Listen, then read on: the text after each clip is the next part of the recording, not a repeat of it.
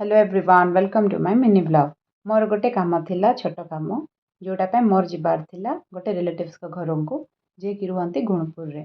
जेतबे मु बहुत छोट थिली सेतबे जाइथिली मो आईन को सह मिसी गुणपुर, किंतु बड़ होला पर थरे भी जाय नथिली आ थरे बे जाउची गुणपुर फर्स्ट टाइम पय। देन देखु देखु पहुंची गली गुणपुर रे। गला रास्ता देखली जीआईटी यूनिवर्सिटी भीतर तो जाय परिबिनी सब बाहर ही टिके टिके वीडियो काट देथिली। तापरे फाइनली जाई पहुंच जाइली गुणपुर रे। घर किसी खाई जाए नथिली तो सेठी देखिली दहीबरा आलुदम स्टॉल सेठी खाई देथिली।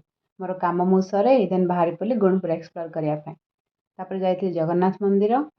मंदिर रो आसी पळैथिली ट्रेंड्स कहीं ना आगो आसे दशहरा किसी ड्रेस किनेबी मो पई वो घर लोक मानक पई भाबी जाइथिली। सेठी देखिथिली बहुत कलेक्शंस थिला, किंतु मते जति भल लागिथिला मु सेति धरी पळैथिली ट्रायल रूम को ट्रायल करिया पे। से भितर मते ए ड्रेस टी बहुत भल लगिला। जहाँ किनियार थिला किनाकिनी करी बिलिंग कला टाइम रे हे जाइथिला लंच टाइम। सो मोर गोटे सांग मते सजेस्ट करथिला पॉपकॉर्न प्रीमियम जिबा पई।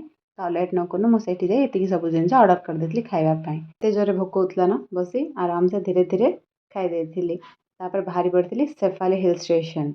गुणपुर आसी सेफाली हिल स्टेशन न आसी हबो सो पळैथिली सेफाली हिल स्टेशन। एते सुंदर प्लेस माने एते उच्चरे थिला सेटा बहुत सुंदर। टिके टिके वर्षा सहित कला मेघ सहित ठंडा ठंडा पवन एते सुंदर लगला से प्लेस माने देखि पारथे वीडियो रे। जोठी मुठी आइछि सेठी पूरा गुणपुर टाउन टा देखा जाउछि। से सब देखि मोर निज निज केते फोटो गुडा क्लिक करली। तापरे आते रिटर्न हे गली पाराखीमुंडी पई। आजर वीडियो एतिकी। Thanks for watching.